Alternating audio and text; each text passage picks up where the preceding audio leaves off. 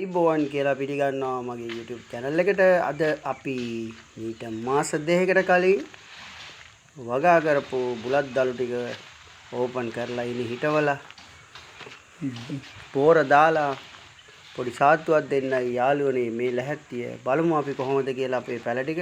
සමහර දළු නම් අපේ ආවරණයෙන් ඉහළට ඇවිල්ලා තියෙනවා අඩි 2ක් විතර. මගේ අනිත් බුලත් පාත්ති වල නම් සියලුම දේවල් ඒවට ඉනි හිටවලා ඉවරයි. අපි බලමු මේකේ මොකද වෙන්නේ කියලා. ඔන්න එහෙනම් මම අද ප්‍රථම වතාවට මූණ පෙන්නනවා මේ බුලත් වගාවේ. එහෙනම් බුලත් වලට දාලා තියෙන පොල් අතු ටික අයින් කරන්නයි මේ ලැහැත්තිය. පොල් අතු හොඳටම දිරලා තියෙනවා. සාලුකෙන් දාපුවා විතරයි සාමාන්‍ය හොඳ තත්ත්වයේ තියෙන්නේ.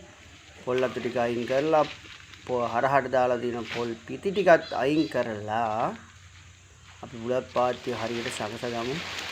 මොකද වැස්සට වතුර දානකොට එතකොට සත්තු හාරලා තියෙනවා කියන්න දුකයි. මේ බුලත් පාත්තිය එක පැත්තක් සම්පූර්ණයෙන්ම ඌර්මියන්ගේ ගුල් හාරලා සෑහෙන බුලත් තලු තෝගයක් මැරිලා තියෙනවා. මම මේ ප්‍රදේශයේ බුලත් වලින් අයින් කරගන්නවා. මොකද දළු ටික ගලවලා අරගෙන මගේ මේකේ පාඩු වලවල් 7-8ක් තියෙනවා. ඒ ටිකත් හිටවලා පාත්තිය පොඩ්ඩක් කොට කරනවා.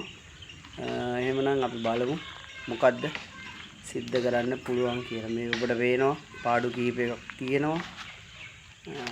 ඊට අමතරව පැලවෙච්ච නැති තැන් වඩා පැල වෙලා මැරිච්ච තැන් තියෙන්නේ ගොඩක්ම. මොකද සමහරවිට මොකක් හරි ඔය විශාල වශයෙන් අවුවට අහු වුණ දවස්වල තමයි සමහරට මැරෙන්න ඇත්තේ.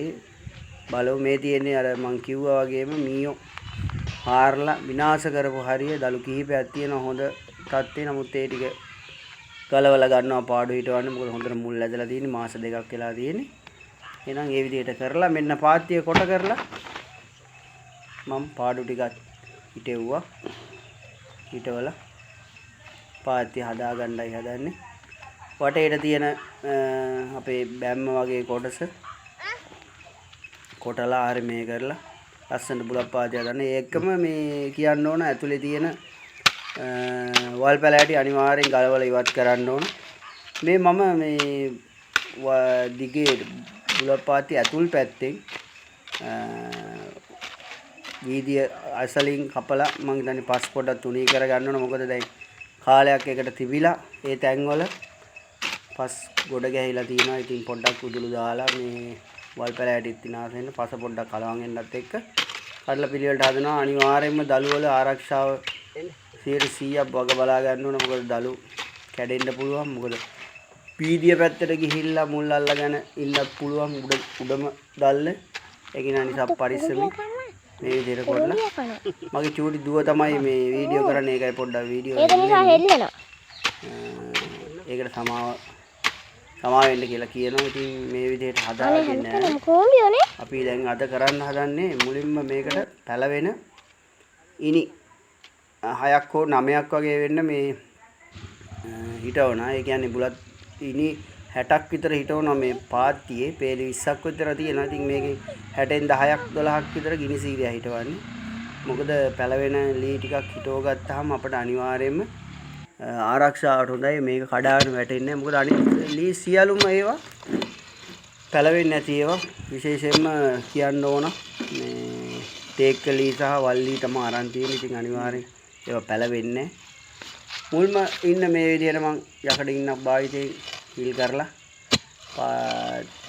එක කෙලින්ම පිළිවෙලකට එක ප්‍රමාණයකට දුරින් හදා ගන්නවා. හදාගෙන අපේ උල් කරපු ගිනි සීරියලි 3ක් තියෙනවා. අනිවාර්යෙන් පැලවෙන ඒවා 3ක්. ටිකක් මෝරපු හොඳ අයියලිය 3ක්. ඒ වගේ ඉනි මම අනිවාර්යෙන් මේ 7-8ක් මේ පාත්තිය හිටවලා දිනවා. දිගටම අනිත් පාත්තිය වලත් හිටවලා දිනවා. ඔබට බලන්න පුළුවන් අවසානයේදී ගිනි සීරියා පැලවෙලා තියෙනවා. ශක්තිවන්ත බව රඳා පවතින තමයි මේ ගොඩක්ම ගිනි සීරියා හිටවන්නේ. මොකද නැත්තම් කාලයක් යනකොට සියලුම ලී දිරුවොත් එහෙම කඩන් වැටෙනවා. ඉතින් මේ විදිහට ටිකක් ගැඹුරට මේ ලී ටික හිටව ගන්නවා. කියන්න ඕන මේ ගල් කැට ආර්මේ දාලා හිර කරගන්නේ මොකද පොඩ ලං කරලා වෙන්න අපිට අනිවාර්යෙන් මේ පැල කරගන්න ඕන හින්දා මේ පස් වලින්ම ටිකක් තද කරගන්න. ගොඩාක් තද කරන්න අවශ්‍යත් නැහැ. කකුලෙන් පොඩ්ඩක් තද කරලා හිටව ගන්න මේ විදිහට ලී තුනක් හිටව ගන්න. ඊට අමතරව මැද හරිනුත් මේ වගේම ලී තුනක් හිටව ගන්නවා. අනිත් කෙරවලිනුත් මේ වගේම ගිනි සීරියා හොඳ ලී තුනක් හිටවන. ඊට අමතරව එකක් දෙකක් ඕන නම් මැද හරිය හිටව ගත්තට කමක් නැහැ. මොකද ආරක්ෂාව තවත් හොඳට මේ යන අනික තමයි ගිනි සීරියා වල ලී වල පැලවෙන දලු කඩලා අපිට බුලත් පාතියේ දීමේ හොඳ පෝර රසයක් ගන්න පුළුවන්. කාර්මික පස්සේ ගුණාත්මකතාවය තවත් වැඩි කරගන්න පුළුවන්. මම අනිවාර්යෙන් මේ බුලත් වලට යොදන පෝරම්ම වශයෙන් යොදන්නේ ගිනි සීරියක් වල. ඒක හොඳ පෝරක්. කායක අනික වසුනක් වශයෙන් භාවිතා කරන්නත් පුළුවන්. පත්‍ර කපලා දාලා. ඉතින් ලී ටික හිටව ගත්තා. මෙන්න මේ විදිහට පොලිමට හිටව ගත්තා. ඊට පස්සේ තියෙන්නේ මෙන්න මේ කෙහෙල් පටි ඉරලා වේලලා ආයි පෙගෙන්න දාලා තියෙන ටිකක් හයියට තියෙනවා. ගොඩාක් හයිය නැහැ. නමුත් බුලත් දැල්ලක් අල්ලලා බඳින්න පුළුවන් තරම් ශක්තිමත් රැහැනක් වශයෙන් භාවිතා කරනවා. සල්ලි වේදම් කරලා බොරුවට ඉටිකොල අර මේ නූල් ගන්න අවශ්‍ය නැහැ. මේකෙන් චුට්ටක් ගැටයක් දාගත්තාම හොඳටම ඇති. එතකොට මේක කාලයක් යනකොට මේක වැලේම තියෙන පාර්ශ්වික මුල් වලින් මේ ලී අල්ලා ගන්නවා. එතකොට අපිට අමුතුවෙන් මේවා ගැට ගගා අවශ්‍ය නැහැ. මේ ලී එළිගියේම මේ වැල පන්දලම දක්වා ගමන් කරනවා. ඒ කාර්යතාවයට පුහුණු කිරීමක් වශයෙන් තමයි වැල් පුහුණු කිරීමක් තමයි මේ කරන්නේ. තියලා ගැට ගන්න එක. දෙක පාරක් දෙපාරක් තුන් උඩරින් මොන්න තුන් පාරක් ගැට ගහන්න වෙයි. එක වැලක් අනිවාර්යෙන් ඊට පස්සේ පන්දලම දක්වා මෙයාගේ කෙරවලට ගමන් කරනවා. අපිට පේනවා දැන් ටික සමහර ඒවා අඩි 2කටත් වඩා දිගයි. වැල් මොකද මාස 2ක් වෙලා තිබ්බා. අනිත් ඒ වගේ වැඩ ඉවරලා මේ අවසානයේ මේ පාත්‍ය ඕපන් කළේ. අනික අවස්වරුවට විතරයි ඕපන් කරන්නේ. උදේවරු ඕපන් කරොත් එහෙනම් බුලත් කොළ පිච්චෙනවා. මොකද තද අවුවක් වැටුණා මේ දවස්වල හවස වැස්සට. නමුත් වැයි ගතිය හින්දා අවසර තමයි ගොඩක් දුරට මේ වැඩේ කරන්නේ. නැත්තම් ඉඳලා අව මාස 2ක් විතර තද එවඩි ඉඳලා තද ඉරු එළියට අවදීන වෙච්ච ගමන් කොළ පිච්චිලා යනවා. මේ තියෙන්නේ මං බුලත් ඉනි 60ක් පමණ හිටවගෙන ඉනි හිටවගෙන තලු බැඳලා ඉවර කරගත්තු මගේ බුලත් පාත්‍ය. අවසාන බුලත් පාත්‍ය 10ක් තියෙනවා. 10 අවසාන එක. ඉතින් මේක ඔබට වීඩියෝ එක වශයෙන් ගෙන ආවෙත් යම්සි දැනුමක් ලබා දීමේ අරමුණේ. හොඳයි නම් කමෙන්ට් එකක් අනිවාර්යෙන් දාන්න, ලයික් එකක් දාන්න. සබ්ස්ක්‍රයිබ් කරලා නැත්නම් සබ්ස්ක්‍රයිබ් එකක් කරන්න කියලා ඉල්ලනවා. හොඳට පේනවා ඇති කරි ගෙලින් වගේ හිටවලා තියෙනවා.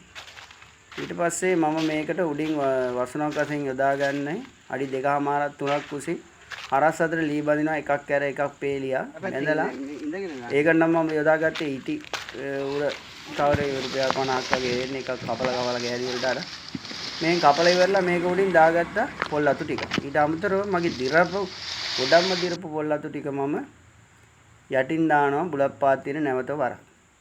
ඒකට හේතුව තමයි පස වියලන එක වළක්වා ගැනීමට. අනික ඉක්මනින්ම හිරු එළියට නිරාවරණය වෙනවා පස. එතකොට සෑහෙන විනාශයක් වෙනවා පස්සේ සුද්ධ ජීවීන්ට හරිනේ. ඒකෙන් යම්කිසි වසනක් යදනවා. මීට අමතරව මම අර කිව්වා වගේම ගිනි සීරියා කොලත් මම යටට දැම්මා. උඩට අලුත් පොල් අතු කිහිපයක් දාලා පරණ පොල් අතුත් මේ විදිහට දාගත්තා. මොකද හේවණක් අවශ්‍ය නැහැ. මේ දවස්වල නම් ඉච්චර ප්‍රශ්නයක් නැහැ. වැස්ස වැටෙන හින්දා. නමුත් උදේ කාලේ දැඩි ඉරු රශ්මියක් පතිත වෙනවා මේ බුලත් පාත්තියේ තියෙන ස්ථානෙට. හොඳට ඉරු එළිය වැටෙන ස්ථානෙක තියෙන්නේ.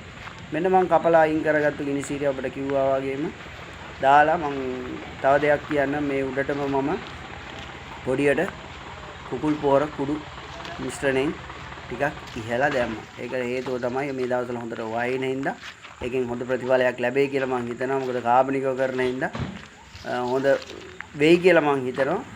ඔබට බලන්න පුළුවන් දැන් මගේ අනිත් බුලත් පාත්ති වලටත් මම මේ විදිහම කරලා තියෙනවා. සමහර ඒවා කියලා දැන් ගිනි සීරිය අතු වේයිලා පස් වෙලා තියෙන්නේ.